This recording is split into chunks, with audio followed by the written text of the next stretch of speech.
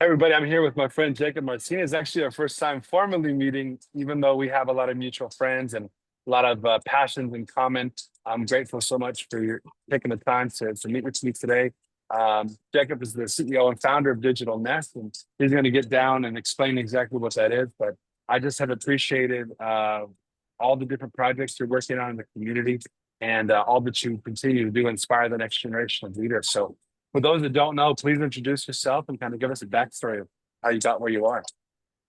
Yeah, thanks for getting me on here, Jordan. I really appreciate it. Nice again to finally meet you. I know we follow each other on LinkedIn and other things like that. So, and I've heard your podcast. So, just thank you for having me on. Yeah, I'm the founder. It's an organization I founded over 10 years ago now. So, in 2014. So, we're almost going to be 11 years soon. And we do workforce development in communities that are being impacted by Silicon Valley and the Bay Area, but aren't being invested in. And so there's five communities that we're in today: Watsonville, Salinas, Gilroy, Modesto, and Stockton. These are all communities that exist outside of the Bay Area, that are struggling economically because of the cost of living and the lack of opportunities in the community. The housing market, and a lot of the impacts because of the Bay Area and the Valley. Mm. We focus on helping the young people in those communities get the skills, provide them access and resources, and provide them a network so that they can compete and, in fact, outcompete people for jobs in their high-paying jobs in their community and jobs throughout the entire Bay Area. Love that. Well, I love that. I was born in Fremont, which is Silicon Valley, but I grew up in Watsonville and Castroville. And we talk about the lettuce wall dividing Salinas Valley from the Monterey Peninsula, but that you bring up another great point about the divide between those communities and Silicon Valley because of that gap in skills and that gap in opportunity and culture. And so I love that you were doing something about it. And how did you first have the idea, and how did it become kind of what it is now? Well, prior to the Digital Nest, I was doing work in Watsonville, through another nonprofit, doing research on how to get more diversity in tech. And so Mm. I started that work in 2005. I was there for 8 years, and really looking at how to diversify the tech workforce. And so we're in Watsonville, which is an hour from San Jose. It's like Yep. right over the hill. It's not that far. And 30 minutes from Santa Cruz, where there was a lot of tech happening there too. Yep. And so I was doing that work and taking young people on field trips to Silicon Valley. And every time we were like on the campus of Google, I believe I was one of the first groups to ever take students to Google on the field trip. If you go today, there's probably all kinds of trips there now. But back in 2006, there was like nobody that took kids to Google on a field trip. But from that first trip to countless others I took students on, whenever those young people were in those environments, they were so lit up, like the free Yeah. food, the cool working spaces, co-working, bean bags, sleeping pods, all the tech you could imagine, cool computers, and then I was like, Dream job. dream job. Like even all the Yeah. adults were like, "Man, I'm gonna go work there. I'm gonna go work at Google. Yeah. Take my dog to work and go in my pajamas. Hell yeah, And they do your laundry. yeah, everything to rent. You can rent your car there, anything you want, right? So, Yeah. but yeah, I was bringing these students back to these like computer labs in their schools that were like rows of desktop machines that they got 45 minutes a day on. They were told to sit down, be quiet, do this lesson, and like so that complete contrast of what was happening just an hour away, sometimes even like even closer than that. Yeah. And so that's what really got my idea. Like I saw what those environments were doing for adults to spark innovation, and I thought to myself, what if I could create the same environments for young people? Imagine what would be possible for them in the future and for their futures, for their families, for the world. Like, what could they create if we gave them Mm. endless access to these tools and resources? And I did. I love that vision. And I am also a licensed realtor. And so we have our monthly meeting there at the one in Salinas. And it is, you're right. It's an inspiring environment. It's like you want to work on projects. You want to like, it is. It's just being in that hub, it is inspiring, especially in an agriculturally dominated town, to see kind of a Silicon Valley environment in the middle of Salinas. It's really cool. Yeah. And you know, it's a trip. I do a lot of like speaking. I was just at an event in Silicon Valley this past week and speaking a bit. And people forget that Silicon Valley used to be called the Valley of Delight. Mm. It used to be orchards of apricots and plums, 100%, 100%. you Apple. know, apples, and like people who grew up here remember those days. Like, and then it slowly got paved over and built Silicon Valley. But those agricultural fields still exist all around Silicon Valley. Nice. It's still a massive economic driver of California, agriculture, and we have amazing people working their fields, and they have all these amazing young people that are doing that type of work. And um, so people forget that, Silicon Valley used to be the Valley of Delight, and they act Mhm. like Watsonville's across the country. They act like Salinas is like, where's Salinas? Right. Where's Watsonville? Where's Modesto? And it's like, uh, Yeah. it's right at their doorstep. But yeah, it feels like for the young people, especially, it feels like it's across the country, man. Yeah. People feel maybe like they're on the outside looking in, and Absolutely. you've helped to build that bridge. And I think the pandemic really highlighted all the things you mentioned. There was that famous picture of the Salinas students sitting outside of Taco Bell to Yeah. access their class on Zoom, and it became a national story. And Supervisor Alejo was involved in helping to spread the word, and the schools do their best, giving out Chromebooks and trying to do training and maybe hotspots. I know the county and the city worked with Verizon, I think, to get hotspots, but as And we then us, know, we were involved in that. of course, We of were we course. were the we were the ones working with the school district to help get all those hotspots ready to go out. So tell us about that process, because that really puts that technical digital divide on the map for all to see. You've been preaching that for over a decade, and now it was a national story. So tell us about that moment and how you guys kind of stepped in. Yeah, at that time in 2020, we were Watsonville and Salinas only, and we were exploring Gilroy at the time. Um, we got hit with COVID and everything shut down, and the world finally saw what we've been seeing, like you said, for decades, right? That Mm-hmm. there is this huge divide and access issue in our communities. Interestingly, we actually grew more during COVID than we ever had, and we got a lot of resources because when the world shut down, I told our staff, "Hey, lean in and let's do more." And so we were doing virtual graduations for the local high schools. We were helping the school district get the hotspots out. I had some interns literally reading children's books, shooting videos to help kindergarten teachers keep their kids Yep. occupied virtually. Like we were Yep. leaning into everything. And I told our staff, "Hey, just do what the community needs, man, because if we go down, at least we could go down and say we're helping the community." In Yep. fact, we got a lot more support. So, because I think Well, I think it's one thing for you to, obviously you've given TED Talks and you've given these talks at these different universities, different events. Um, and they didn't, maybe for some folks, it took that emergency and that crisis for them to really see what it is that you do. It's one thing to preach the vision, right, with a PowerPoint and slideshow and talk about it on stage. It's another thing to live it in the trenches, which you guys did when the shit hit the fan with the pandemic. You guys went into action, and it really showed people, oh, this is what you guys do. And you're yeah, like, yeah, we've been doing it for years.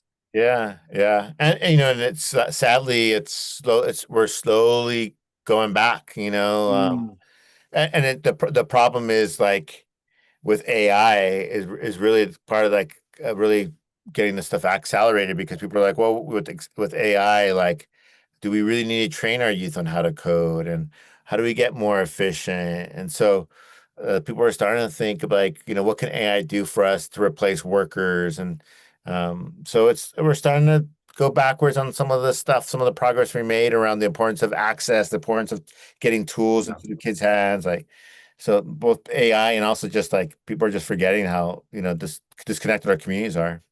Yeah, well, I think there's, some opportunity with ag tech. Obviously, you've worked with Hartnell College and with Reservoir and those kind of folks that are bringing in technology to agriculture. But of course, there's always the fear of like, well, what does that do for the labor force, right? And the social economic impacts that might have. But my thing is with agriculture, there's maybe opportunities for development and technology, but commodities, the prices rise and fall. And also, there's only so much land, right? There's only so much water. And that is a very political process of starting a new business or getting land. Like those are legacy generational farms. But with the internet, on one hand, yes, AI is a threat, no doubt. But on the other hand, it's still wide open for a lot of people. There is an opportunity now where you can build your brand online. You can open up a Amazon, whatever. There's options now. You can learn the skills. You have access to information like we never did before. So on one hand, our systems are crumbling and becoming antiquated, and that's going to affect a lot of people. But on the other hand, there's an opportunity now to reach folks and train folks in a way that there never was before.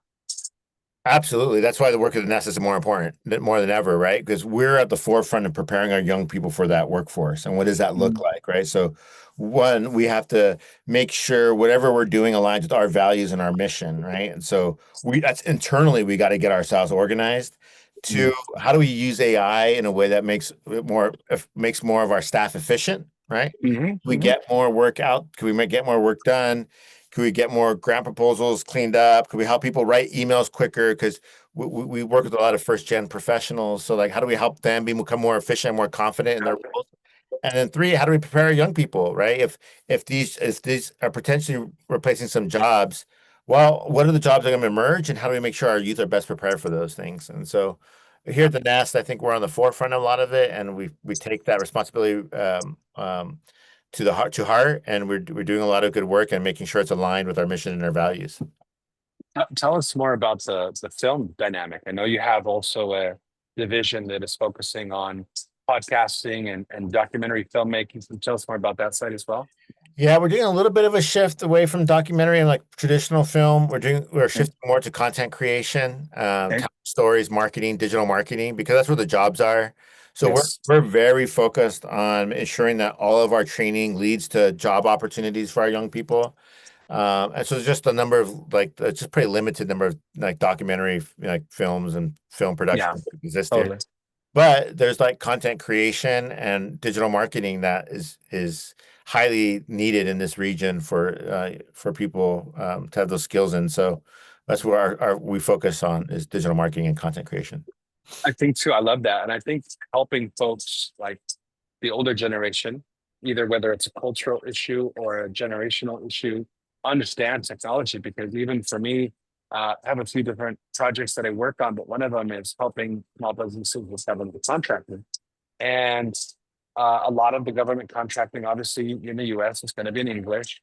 And a lot of it is going to be done digitally, like we're going to meet on Zoom or we're going to go over the contract digitally. You need to be able to sign a document via email, those kind of things. And that's a really limiting factor for a lot of people. And Yeah. so I have a passion to help folks. And sometimes you just have to be patient and you have to, I mean, there's some folks that are never going to get it. And then there's others that they just need someone to hold their hand through the process.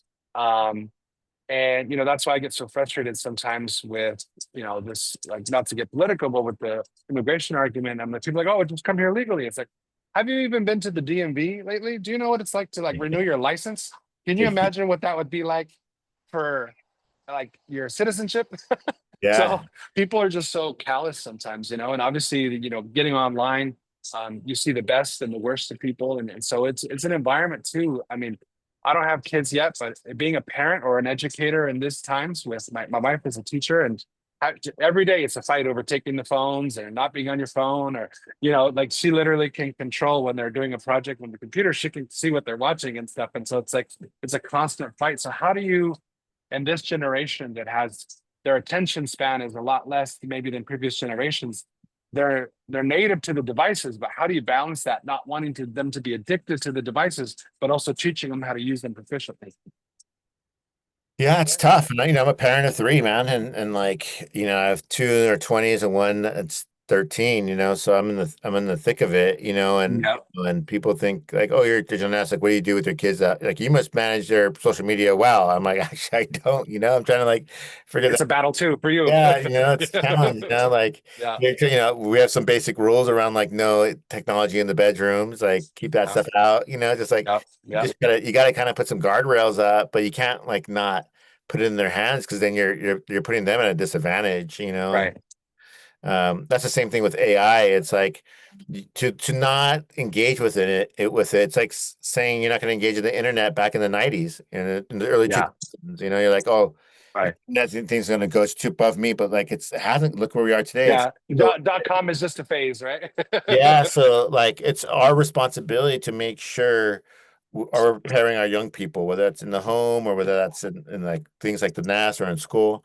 But we got to put guardrails. We got to teach people about the values. We got to teach them about, who they are as a person and help them put those guardrails up, so that they could, do some self advocacy around it. Um, What are some recent challenges that you're facing currently? And then what are some recent wins that you've had in the last year or so that you felt, that you can let us know about? Because my main goal, I love what you're doing and I want to share anything I can do to support the mission. I also understand the challenges. So are there things that local businesses or local, governments can make it easier for you to get your work done? yeah, I mean, definitely this administration's like throwing everything out of whack, especially for nonprofits. So this is just not only digital nest, but this is a problem in the whole nonprofit sector. It's just like Yeah. funding challenges. And I'm pretty fortunate. I have a huge donor base of like individual donors. And so like people give us $5 and people give us more, and like some organizations are struggling that are dependent on government funding. Like, Right. Oh, I see it. Yeah, I know. they're in a tough spot, and Yeah. so that's definitely one. And then, it's the common thing is like housing, right? Like Mm, it's a challenge. There's not enough housing, quality jobs. The jobs aren't here. You have to go to San Francisco and the jobs that do exist here, the big companies, I'm not going to name them, but every one of our communities has big companies, right? yeah. Yeah. Um, they need to hire locally. They Yeah. continue to hire from outside of our region, and they keep saying that there's no talent or we can't find the talent in our community. And I'm Mm, calling BS on all that. I have talent here. I have young people who are working for me. They're interns. We started off this year with 58 interns. We're down to about half because we're getting them placed in jobs. They're leaving for IBM in Texas. They're leaving for jobs in San Francisco. They're leaving jobs yeah. in the Bay Area. So other people are recognizing our talent. It's time for our own communities to recognize the talent that exists in our community. Hire Homegrown talent. local. Yep. Amen. I hear you, and I want to trumpet that message as well because I agree. I think there's been this misperception that you know you have to hire from certain countries but not from others, or that this group of people is only good for this type of work, and this group of people can do this type of work. Well, maybe traditionally that's been the case, and it's no bearing on their actual talent. It's just whatever they had the opportunity to do. Well, on one hand, AI and online and all those things are scary. On the other hand, they even the playing field. And is there systemic advantages already, even in the digital era? 100%. Obviously, people have certain resources. But the beautiful thing of this uncertainty is that there is this disruption happening where you can make up 10 years worth of work in 6 months based on the skills that you might develop or the opportunity that you might get. So I am excited as those businesses and those governments are slow moving that through technology and through relationships and the right people linking up, we can bypass a lot of that nonsense anyway and just create, Absolutely. you know what I mean? So I'm all for it, whatever we can do to promote what you're doing because it's super important. I don't know if it's through grants or through other donations like you said, but I think if what I've learned in working with government as a consultant and I've sat on different boards and committees is that they move slow. There's bureaucracy, but at the same time, if you give them an easy win, they'll take it. So just finding opportunities where there's a win-win. And we don't care who gets the credit. Let's just get things done that are going to help the community. And most of what you guys do is that thing. And so they just have to package it a certain way sometimes. But um, people are just in their own world and in their own head. But I think man, if we could help to connect those dots, like you said, that hiring homegrown talent, developing um, tech hubs, developing tech enabled, not only places of work, but also imagine communities where people live, where they Yeah. don't have to go very far. Right. And so, yeah, I'm with you on all that. That's exciting, man. So Yeah. what are some things that are coming next? Obviously, you're dealing with the challenges of this administration, um, the challenges of maybe the public caring less about the digital divide now that the pandemic is over? What are some challenges, and how can the public support you? Obviously donations, but what are some other ways we can get involved? Yeah, first and foremost, hire our youth. So if you're running a company, you're looking for tech talent, digital media talent, just brilliant young people, come to the nest. We got them. We got people ready to work. Okay. We serve up to 24-year-olds, and so we even have some college graduates that are looking for work. So we have everything you can imagine. We got the talent. So that's number one. Number two is, yeah, we're a nonprofit, so we need support. And so, Okay. we have donors that give $5 a month, and that's what they do, and it's super impactful and on up. So like, don't ever think that what you give is too little. Like every dollar, every penny counts towards nonprofits. That like, that's Mm. how we rate. That's how we do the work that we do, is by community support. So those, and then three is like, tell people about what the work that we do. If you don't have a job that you can hire for, if you don't have the resources, you have a voice, and you can talk to people, your networks, around the importance of this type of work, the importance of the nest, introduce me to folks, invite me to speak at things. Like, that's how we've grown so much, is because people have been sharing our work. And so I'm super grateful for this opportunity from you, Jordan, to be on your show. Yeah, of Um, course. and I'm super grateful Well, for all those that invite me to speak.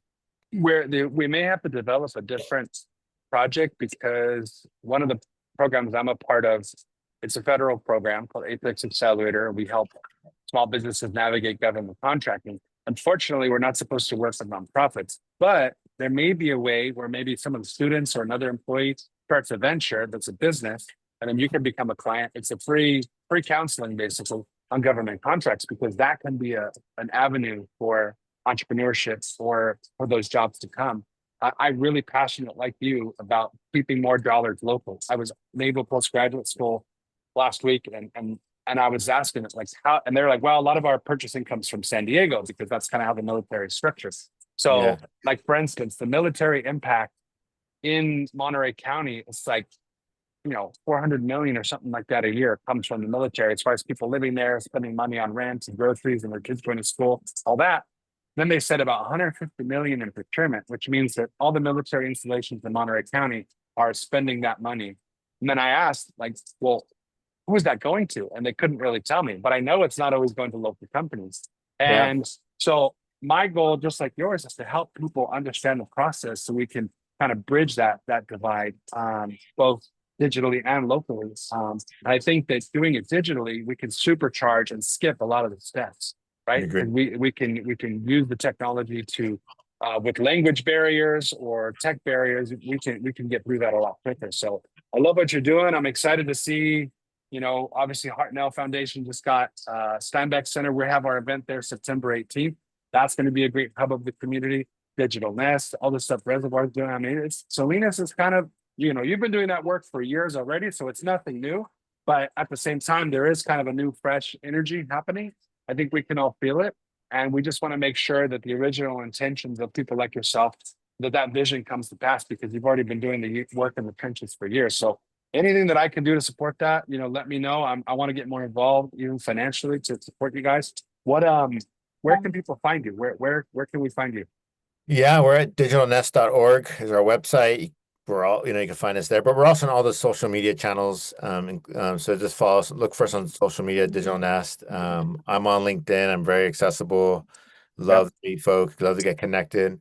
Yeah, and like you just mentioned, Hartnell and Reservoir, we have connections to both of them, and like, UCB has a good computer program also.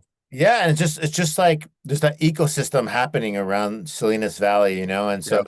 the more we could get aligned, we all have the same goal. There isn't competition. We're Yep. we're all aligned to improving our community and providing more Yep. opportunities for the community, people who live there. So it's a beautiful place to work, and I'm honored to be a part of it. Yeah. Well, thank you so much for all you've done over the years. And I'm excited to see what you do next, and anything I can do to help be a part of it. Thank you so much for your time. And we look forward to get together in person. Awesome, Jordan. Thank you, All man. right. Take care, Jacob. All right, man.